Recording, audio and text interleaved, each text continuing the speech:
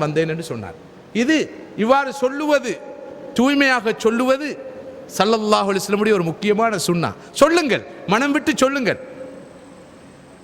கணவனை பார்த்து மனைவி, மனைவியை பார்த்து கணவன், பெற்றோரை பார்த்து பிள்ளைகள், பிள்ளைகளை பார்த்து பெற்றோர் சொல்ல வேண்டும், மகனே உன்னை நான் நேசிக்கிறேன். இது அன்பை காட்டக்கூடாது. காட்டினா கெட்டு போவான். மாணவனுக்கு அன்பு காட்டினா அவனுக்கு தத்துவ கிறுக்கு வரும், வித்துவ காய்ச்சல் வரும். பாராட்டக்கூடாது. பாராட்டினா உருப்பட மாட்டான். கொஞ்சம் கடுமையாக இருக்க வேண்டும், கண்டிப்பாக இருக்க வேண்டும் சொல்லி நல்லெண்ணத்தோடு பலர் பல பண்பாடுகளை விட்டு விடுகிறார்கள். அப்படி அல்ல. பாராட்ட வேண்டிய இடத்தில் பாராட்ட வேண்டும், தட்டி கொடுக்க வேண்டிய இடத்தில் தட்டி கொடுக்க வேண்டும், அன்பை வெளிப்படுத்த வேண்டிய இடத்தில் அன்பை வெளிப்படுத்த வேண்டும். இப்படியான பண்புகள் பண்பாடுகள் இன்று ஏனையவரிடம் வந்துவிட்டன, நம்மை விட்டு விடைபெற்று போய்விட்டன. எனவே மதிப்புக்குரிய சகோதரர்களே, இஸ்லாம் சொல்கிற இத்தகைய குடும்ப வாழ்க்கையோடு சம்பந்தப்பட்ட நல்ல பண்புகளை நாம் கொஞ்சம் வெக்கம் கூச்சம் பார்க்காமல் ஹயாத்தாக்க வேண்டும். இப்போ திடீரென்று வீட்டில் போய் ஜஸாக்கில்லா ஹைரன் என்று சொன்னால் என்ன இது, எத்தனை நாளைக்கு சொல்ல போறீங்க, அந்த சொல்ல விட மாட்டான். எத்தனை நாளைக்கு இந்த சூடு இருக்கும், சைத்தான் வந்துடுவான். எனக்கு தெரியும் பல வீடுகளில் இப்போது அந்த நிலை மாறிவிட்டது. எல்லோருக்கும் சலாம் சொல்வார்கள். கணவன் மனைவிக்கு சலாம் சொல்றதில்லை, மனைவி கணவனுக்கு சலாம் சொல்றதில்லை. குழந்தைகள் பெற்றோருக்கு சலாம் சொல்றதில்லை, பெற்றோர் குழந்தை மரியாதையா. அடே, வாப்பாவுக்கு தந்தைக்கு தேவையில்லாத சலாமா அடுத்தவருக்கு தேவைப்படுகிறது. அஸ்ஸலாமு அலைக்கும் வரஹ்மத்துல்லாஹி வபரகாத்துஹு. வாப்பா வலைக்கும் அஸ்ஸலாம் வரஹ்மத்துல்லாஹி வபரகாத்துஹு. மகனே, தம்பி என்று சொல்வதை விட வேறு என்ன இருக்கிறது? பிழையான மரபுகள். நான் சும்மா அறிந்து கொள்வதற்காக கேட்கிறேன். வீட்டில் கணவன் மனைவி பெற்றோர் பிள்ளைகள் சலாம் சொல்லிக் கொள்வர்கள் கொஞ்சம் கையொடுத்துங்க, ஆண்கள் மாத்திரம். மாஷா அல்லாஹ், ஜஸாக்குமுல்லாஹ் ஹைரன், ஹயாத்தாக்கும். இதெல்லாம் பெரிய சுண்ணாக்கள். சலாம், அப்ப வீட்டில் சலாம் அதிகரிக்கிற அளவுக்கு என்ன வரும்? சலாம் அதிகரிக்கும் அளவுக்கு சலாம், பீஸ், சாந்தி வரும், சமாதானம் வரும், ரஹமத்து வரும், பரக்கத்து வரும். ஷைத்தான் ஓட்டம் பிடிப்பான். சொல்லிக்கொண்டே இருப்போம். காலை எழுந்தவுடன் சொல்லுவோம், அஸ்ஸலாமு அலைக்கும் வரஹ்மத்துல்லாஹி வபரகாத்துஹு. எல்லாரும் சௌக்கியமா சோமா இருக்கிறீங்களான்னு கேட்போம். என்ன உங்களுக்கு திடீர்னு என்ன நடந்தது என்று கேட்காதீங்க. இதான் இஸ்லாம். யாராவது டிவியில் சொன்னதை, சினிமாவில் சொன்னதை, டிராமால சொன்னதை எவ்வளவு பெரிய ஃபேஷனாக எடுக்கிறோம். அந்த காப்பு வந்திருக்குது, அது எந்த காப்பு? அதுக்கு ஒரு பேரு. அந்த சாரி வந்திருக்குது, என்ன வெக்கம் வருது இல்லையா? இந்த சாரி என்று ஒரு கூத்தண்ட, ஒரு கூத்திட, ஒரு நடிகண்ட, ஒரு நடிகையிட, ஒரு பாடகண்ட, ஒரு பாடகிட ஒரு பொருளை போய் வெக்கம் இல்லாம கூச்சம் இல்லாம கேட்கிறோம் என்று வெக்கப்படுறோமா? தெரியுமா இது என்ன சாரி என்று சொல்லி அதுக்கு ஒரு பேரு, இது என்ன காப்புண்டு அதுக்கு ஒரு பேரு, இது என்ன வளையல் உண்டு அதுக்கு ஒரு பேரு, என்ன சொல்றதுக்கு நம்ம ஊர்ல காது போடு சொல்லுவாங்க, தோடு, தோடு, இது என்ன இதுக்கு பேருண்டெல்லாம் வெக்கம் இல்லாம தானே கேட்கிறோம். ஏன் அல்லாஹ் ரசூலுடைய வழிகாட்டல்களை வாழ்க்கையில கடைபிடிக்கிறதுக்கு மட்டும் வெக்கம் வருது என்றா ஷைத்தான் வந்துடுறான், வெக்கத்தை தந்துடுறான். இது சரியில்லை, இது வெக்கம்னு சொல்லி ஹயாத்தாக்கும். இஸ்லாமிய கலாச்சாரத்தை, இஸ்லாமிய பண்பாடுகளை, இஸ்லாமிய ஒழுக்கங்களை, இஸ்லாமிய வழிமுறைகளை, நபி அவர்களுடைய சுண்ணாக்களை வெக்கம் கூச்சம் இல்லாமல் ஹயாத்தாக்குவோம். அமைதி வரும், நிம்மதி வரும்.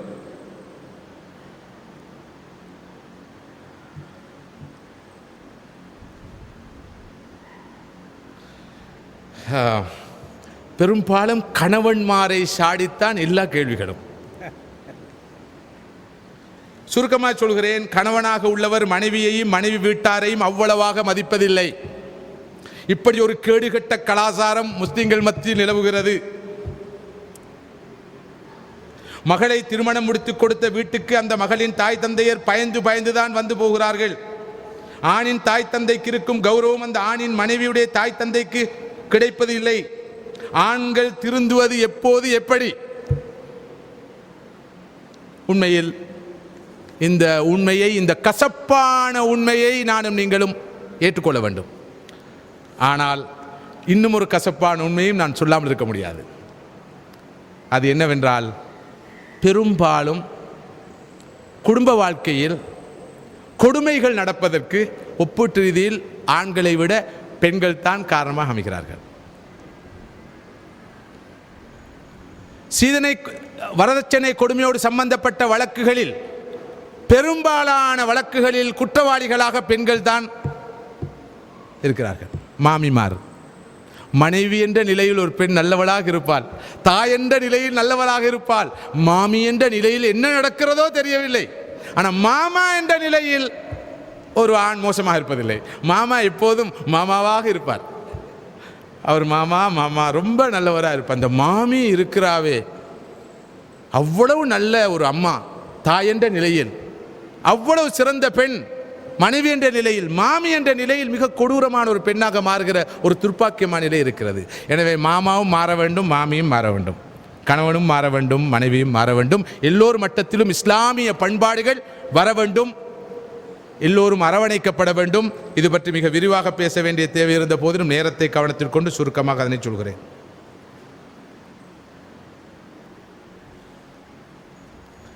ஒரு கணவர் வீட்டில் பிரச்சனை இருப்பதால் அலுவலகத்தில் அதிக நேரம் கழித்து விட்டு வருவதை சிலாகித்து கூறினீர்கள். இதுவும் உங்களுக்கு தான். சில வீடுகளில் கணவனாக அல்லது தந்தையாக உள்ள குடும்பத் தலைவன் வீட்டுக்கு வந்தாலே மன நிம்மதியை இழக்கின்ற குடும்ப உறுப்பினர்கள் நிலையை சொல்லியிருந்தால் நன்றாக இருக்கும். நான் இது வாசித்து காட்டுவது சொல்வது தான். நான் இதனை வாசித்து காட்டுவது உங்கள் சார்பில் அதனை சொல்கிறேன். சில வீடுகளில் கணவனாக அல்லது தந்தையாக உள்ள குடும்பத் தலைவன் வீட்டுக்கு வந்தாலே மன நிம்மதியை இழக்கின்ற குடும்ப உறுப்பினர்களின் நிலையை சொல்லியிருந்தால் நன்றாக இருந்திருக்கும். தமிழ் முஸ்லிம் ஆண்களில் பெரும்பாலானவர்கள் தமது மனைவியிடம் இரண்டு விஷயத்தை தான் எதிர்பார்க்கிறார்கள். 2 விஷயங்களை சொல்லியிருக்கிறார். கேடுகட்ட ஜாகிலியத்தில் உள்ள ஆணாதிக்கம் கலிமா சொன்ன நம்மையும் ஆட்டி படைக்கிறது. என்று எமது மனைவியை நல்ல தோழியாக கணவன் பார்க்கிறாரோ அன்றே நிம்மதி எனும் தென்றல் வீசும். நண்பர்களை நலம் விசாரிக்கும் பல ஆண்கள் தமது மனைவியை எப்படி நலம் விசாரிக்கிறார்கள் தெரியுமா? கடமைக்காக. இன்றைய இந்த உரையை கேட்டதிலிருந்து நான் திருந்துகிறேன் என்று எல்லோரையும் உறுதிமொழி எடுக்க சொல்லுங்கள்.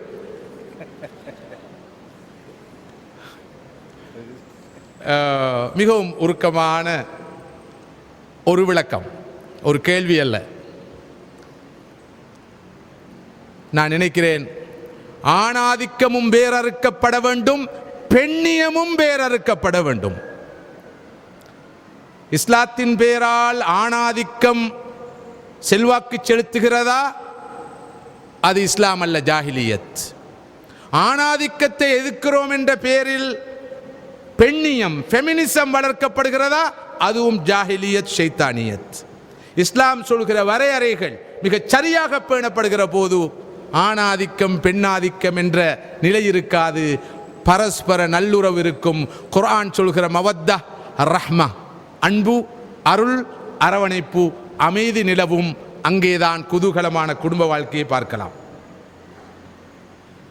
அஸ்ஸலாமு அலைக்கும் வரஹ்மத்துல்லாஹி வபரகாத்துஹு என்பதை இங்கு அதிகமானோர் சலாம் என்றே கூறுகிறார்கள். அப்படி கூறலாமா? இல்லை. சலாம் என்றால் போதாது, அஸ்ஸலாமு அலைக்கும் என்று குறைந்தபட்சம் சொல்ல வேண்டும். அஸ்ஸலாமு அலைக்கும் வரஹ்மத்துல்லாஹ் என்று சொல்வது அதைவிட வரவேற்கத்தக்கது.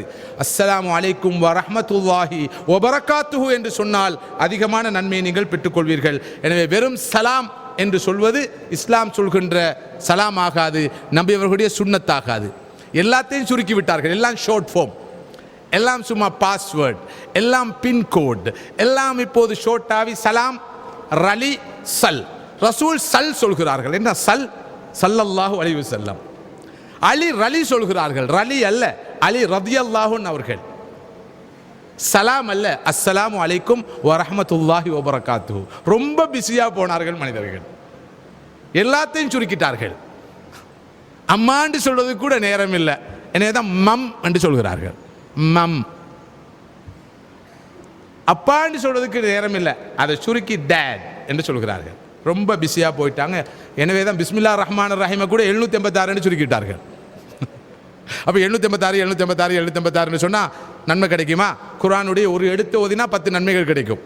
அலிஃப்லாம் மீம் என்று சொன்னால் 30 நன்மைகள் கிடைக்கும் என்று சொன்னார்கள் ரசூலுல்லாஹி ஸல்லல்லாஹு அலைஹி வஸல்லம் அவர்கள். எனவே குர்ஆனை ஓத வேண்டும், அதன் வார்த்தைகளை வசனங்களை ஓத வேண்டும். அதே போல் நபி அவர்கள் கற்றுத்தந்த திக்ர்களை ஔராதுகளை மனம் குளிர, கல்பு குளிர, வாய் திறந்து முழுமையாக சொல்ல நாம் கடமைப்பட்டிருக்கிறோம்.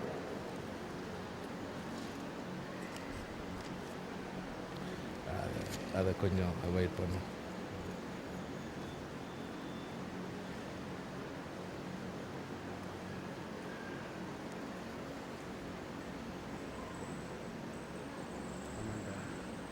அது இது ஒரு கமெண்ட். அதாவது இந்த நிகழ்ச்சியை பாராட்டி துவா செய்திருக்கிறார்கள். ஜஸாஹுமுல்லாஹு ஹைரன், அவர்களுக்கு நற்கூலியை அல்லாஹ் வழங்குவானாக. இரண்டாவது திருமணம் முடிக்க முதல் மனைவியிடம் சம்மதம் வாங்க வேண்டுமா? ரொம்ப சர்ச்சைக்குரிய, ரொம்ப சென்சிட்டிவான ஒரு கேள்வி.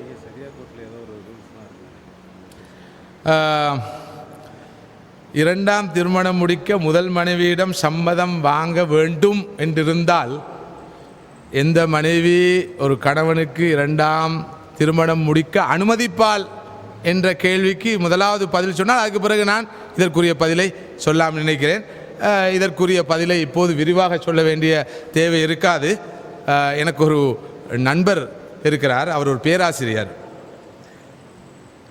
என்னுடைய மற்றொரு நண்பர் இரண்டாம் திருமணம் முடித்திருக்கிறார் என்று கேள்விப்பட்ட போது நான் அவரிடம் கேட்டேன், நீங்கள் இரண்டாவது திருமணம் முடிக்கவில்லையா என்று. அவர் சொன்ன பதில், எனக்கு இருப்பதில் கூட அரைவாசி இருந்தால் போதும், இது போதாதற்கு எதுக்கு இரண்டாவது திருமணம் என்று சொன்னார்.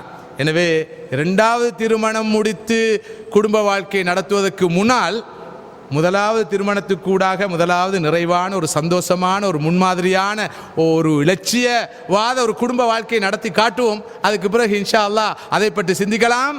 அதற்கு முதல் மனைவி அனுமதி தருவாரா இல்லையா, அது பற்றி மார்க்கம் என்ன சொல்கிறது என்பதையெல்லாம் பார்க்கலாம் நினைக்கிறேன். இல்லாத போது இந்த விடை மாத்திரம்தான் உள்ளங்களில் எஞ்சி இருக்கும்.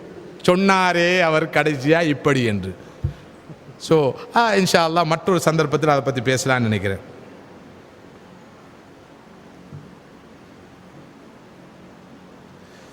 இன்னும் எவ்வளோ நேரம் இருக்குது?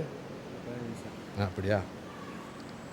அல்லாவை மறக்காமல் தொழுது ஓதி நோன்பு பிடித்து வருபவருக்கு சோதனை வருவது எதனால்?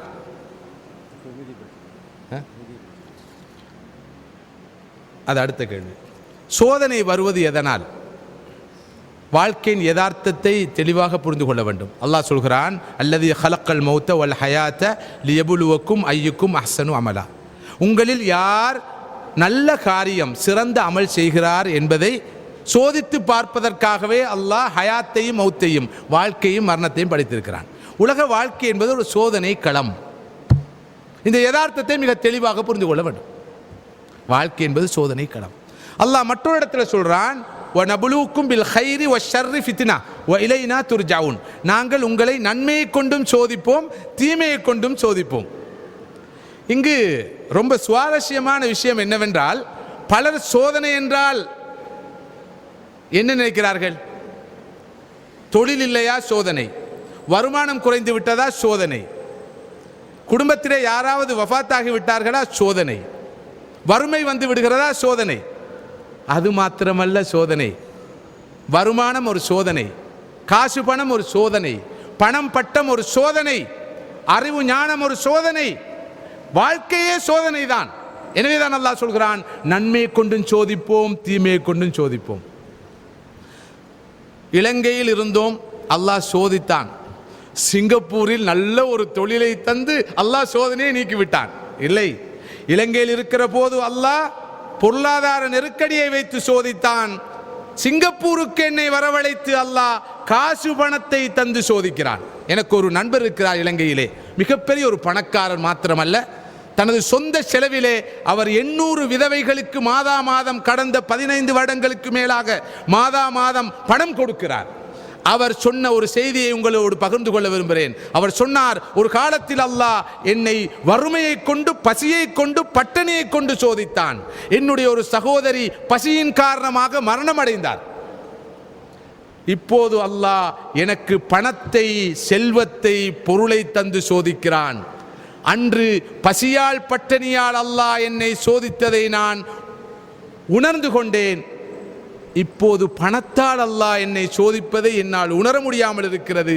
ஆனால் உண்மையில் வறுமையால் சோதிப்பதை விட, பசி பட்டினியால் சோதிப்பதை விட அல்லாஹ் காசை, பொருளை, பதவியை, பட்டத்தை தந்து சோதிப்பதுதான் பயங்கரமான சோதனை என்று அவர் சொன்னார். இந்த சோதனையை நான் வெற்றி பெற வேண்டும் என்பதற்காகத்தான் இப்படியான காரியங்களில், பொது பணிகளில், சமூக பணிகளில், தீனுடைய பணிகளில் நான் ஈடுபடுகிறேன் என்று அவர் சொன்னார்.